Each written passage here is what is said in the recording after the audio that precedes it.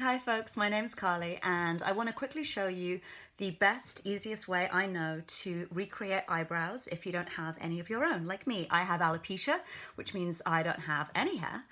So I hope this tutorial will be useful to folks like me who don't have hair through alopecia, chemotherapy treatment, trichotillomania, all that jazz.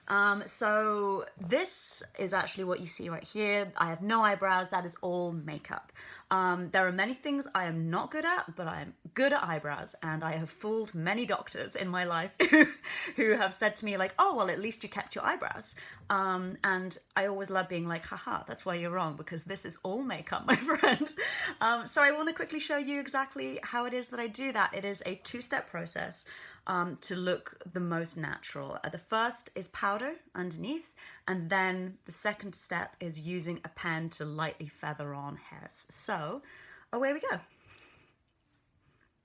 Okay, so this is my starting point for my brow tutorial. First off, it's really important that your face, whether you've already put your foundation on or whatever, it needs to be not overly moisturized, definitely not greasy, and you want powder, you want dry translucent powder on the space where your eyebrows are gonna go, basically. So I use this ELF translucent powder, I really like it. It's also super cheap, so I definitely like it.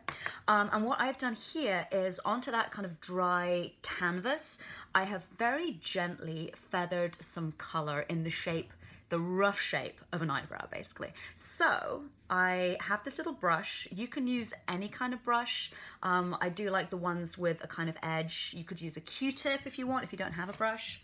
And then I lightly feather on that brown eyeshadow powder. And you really can use any type. It doesn't have to be a luxury prestige project. I really like this Revealed palette. It's kind of mucky because I use it every day. But it has a lot of browns in it, basically, to choose from. What I would say is I would not use something too reddish or terracotta as your brown unless you are like a true redhead, because that just ends up looking quite fake. I would also not recommend using black unless your hair is jet black.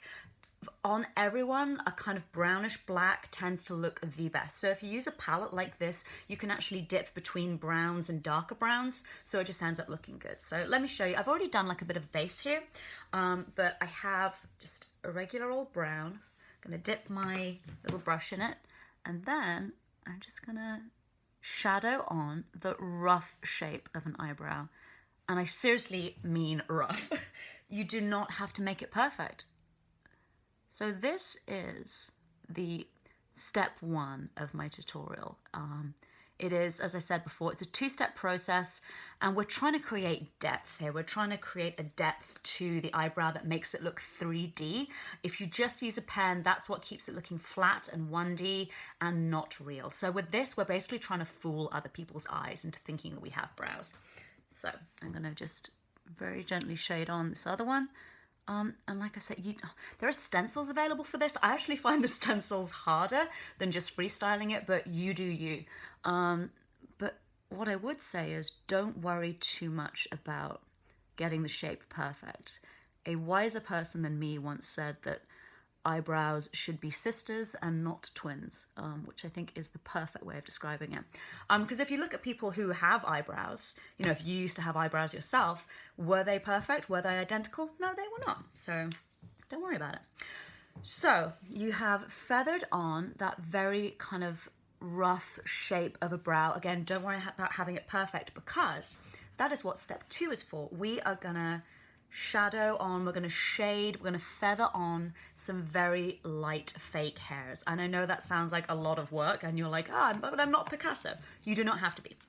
So I have tried many products in my time. I used to do this this feathering of fake hairs with eyeliner pencil, with a very sharpened eyeliner pencil. I still think you can do that if you prefer, but this is my new favorite product. It is Dolly Wink. It is a very sharp nibbed eyeliner felt pan, and I love it. And again, it's also affordable. I'm all about the affordable, because you're going to be using a lot of these products, so why would you want them to be expensive? So this is what it looks like, and as you can see, it has this very nice thin nib. because the thicker the nib, the more it's going to look like you just put a Sharpie on your face, which you do not want. So I'm going to come in close and show you how I feather in. And bear in mind, I've been doing this every day, every morning for like a decade now. So I can do it quickly, but it will take you time to learn. But practice makes perfect, and you pick the stuff up so quickly, I promise. So let me come in and show you exactly what I mean. I like to work from the inside by my nose out and just very lightly, gently start feathering in these hairs like this on top of the base that I have already drawn. And so if you start doing some cross hatching there, that's going to create a little bit more depth. And suddenly it starts to come together because of that 3D illusion with the powder underneath. It all starts to come together that it kind of looks like an eyebrow. And bear in mind, you want to taper a little bit as you get to the end. Some people have like a mathematical formula where they're like doing this and this to try and work out like how the eyebrow should look. I just freestyle it. I always freehand it. And sometimes, like one day a month, there'll be a day where I kind of sit back and I'm like, no, that's terrible. I need to wipe that off and do it again. And you might have that too. That's why Q-tips are your friend. Keep them nearby and just use them to very quickly tidy up. Or if you need to, just wipe the whole dang thing off and start again. So I'm going to finish this one here, like that. And then I'm going to sit back and look at it a bit. And I'm like, I want that slightly thicker. So I'm going to hatch in a few more hairs. What I also really like doing is drawing a slightly thicker line on the top to give a little bit of definition. Let me show you what I mean. I like keeping these hairs feathery because real brows have those feathery hairs there. But I like doing this. Let me show you. A little bit thicker there on the top. Just kind of makes it look a little bit more defined, like a real eyebrow. So that's eyebrow number 1. Let's try for eyebrow number 2. You might find it easier as well. I have like a table under me here. I'm sitting at my vanity, and you might find it easier just to place an elbow down and rest your kind of hand on your face. A good tip that I said in another video is actually, if you do want to rest your hand on your face, but you've done part of your face makeup, take your take the side of your hand and put it in some translucent powder, because then the powder will just sit on top of your makeup and won't smudge it off. Okay. Again, starting from the inside.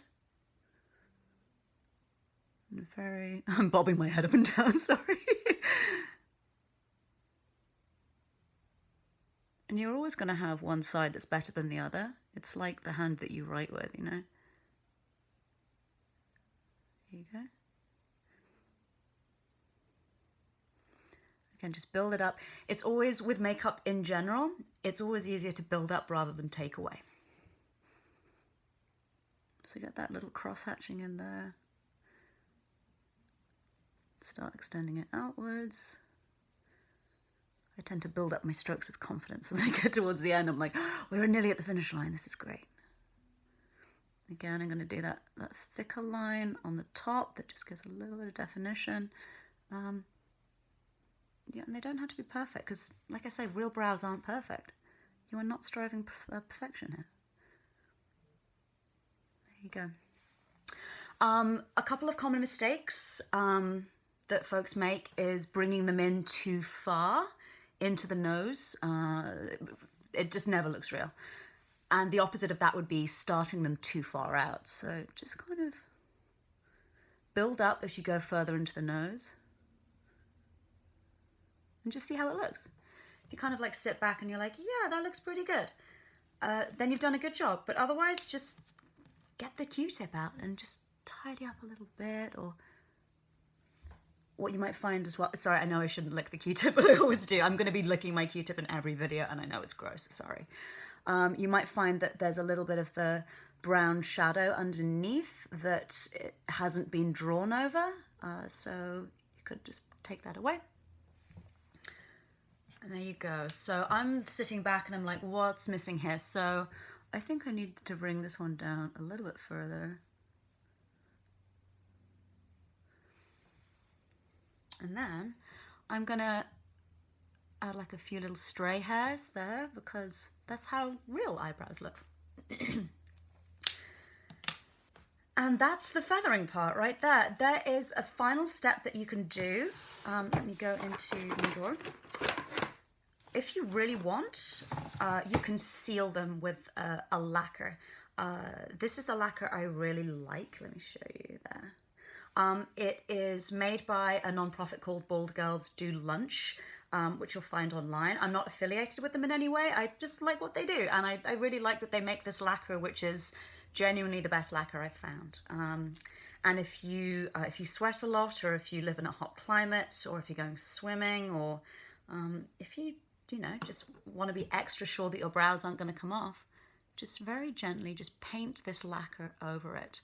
And it kind of melts in. That's what I love about this lacquer in comparison to other lacquers, which can kind of sit on the top and look like you just painted nail varnish over it.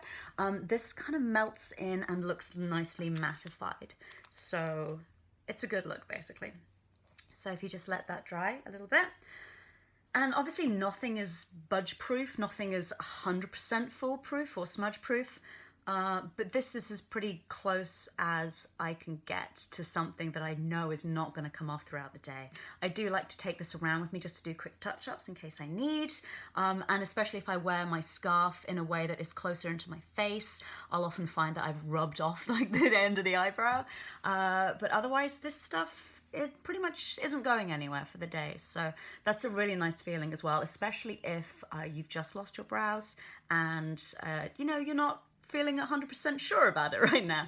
It's a good feeling to know that your brows aren't going anywhere. What I do suggest is if you're in that transitional stage where your brows are starting to come out and you're worried about how your face will look without brows, start practicing now. You don't have to practice on your face. You can practice on your hand, on your thigh if you're just, sitting there in shorts.